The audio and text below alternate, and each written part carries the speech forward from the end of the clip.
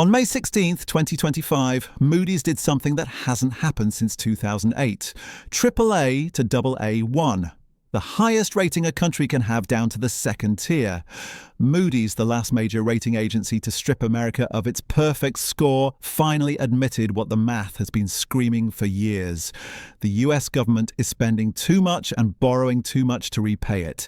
This isn't academic. This isn't politics. This is a direct warning that's already affecting how much you pay to borrow when you can get a job and whether your retirement survives the next few years intact. Here's what actually happened. Moody's looked at the numbers. Unsustainable fiscal deficits, debt growing faster than the economy, partisan gridlock that prevents any actual solution. The US publicly held debt was 34% of GDP in 2000. By 2011, when S&P downgraded, it had nearly doubled to 65%. Today it's reached 100% of GDP and climbing past historical records. That's not a typo. The government now owes money equal to everything the entire country produces in a year. And it keeps borrowing more. Interest payments have exploded to consume 18% of annual government revenue. That's bigger than the entire defense budget. That's bigger than Medicare. The government is now paying more money just to service existing debt than it spends on anything except Social Security and healthcare. The immediate impact hit bond markets instantly. When the downgrade happened, Treasury yields spiked. The 30-year bond yield went above 5%. The 10-year went above 4.5%. Why does that matter to you? Because when Treasury yields rise, every other borrowing rate in America rises with it. Mortgage rates are tied directly to Treasury yields. When Treasuries go up, mortgage rates go up. A 30-year fixed mortgage was sitting at 6.92% the day of the downgrade. That's not cheap. For someone buying a $400,000 house, a 1% difference in the mortgage rate means paying tens of thousands of dollars more in interest over 30 years. But it gets worse. Auto loans, student loans, credit cards, business loans, every borrowing rate you can imagine follows Treasury yields higher. The government's debt problem has become your debt problem because you're paying more to borrow than you were weeks ago. Mark Zandi, the chief economist at Moody's, put out a number that should terrify you. The probability of the US entering a recession by the end of 2025 is 49%.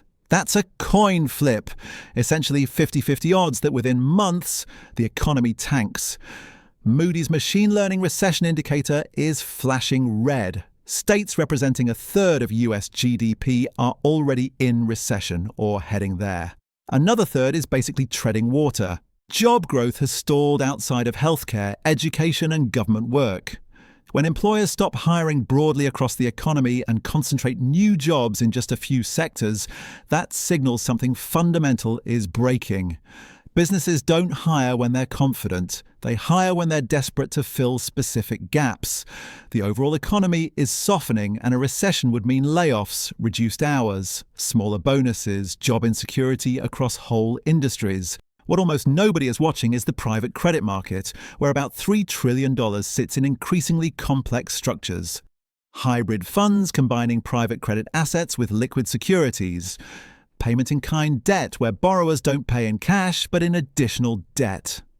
These structures let companies survive that shouldn't survive by borrowing from non-bank lenders without traditional safeguards.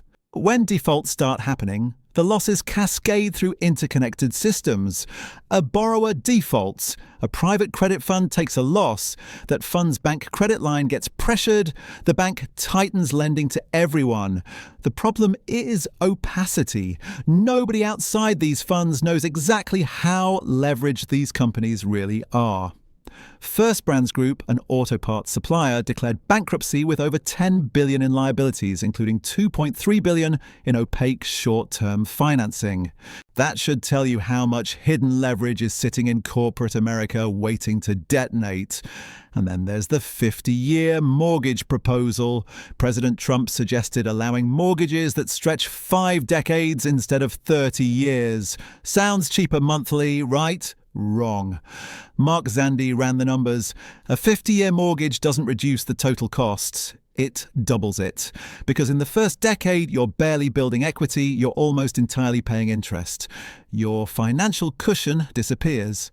If house prices drop or an emergency hits, you default because you have no equity. Banks know this, so they demand significantly higher interest rates to compensate for the risk. Those higher rates eliminate any monthly savings. You end up paying nearly double the total cost of the house while building almost no equity for decades. 45% of Americans surveyed said they'd consider a 50-year mortgage. 54% of millennials would take one. These are people who don't understand they're signing up to pay twice as much total while staying underwater on their homes. This all connects. Higher Treasury yields from debt downgrade fears push mortgage and auto loan rates higher. Recession odds rise as job growth stalls. Private credit markets carry hidden leverage that will blow up. Policymakers propose dangerous band-aids like extended mortgages instead of fixing the underlying fiscal problem. The government keeps borrowing. Interest payments keep exploding. The debt keeps growing. Each month that passes makes the math worse, not better. Moody's didn't issue this downgrade because they wanted to make headlines. They did it because the numbers literally don't work anymore. If this opened your eyes, hit subscribe. When a nation's credit falls, the story isn't over. It's just beginning.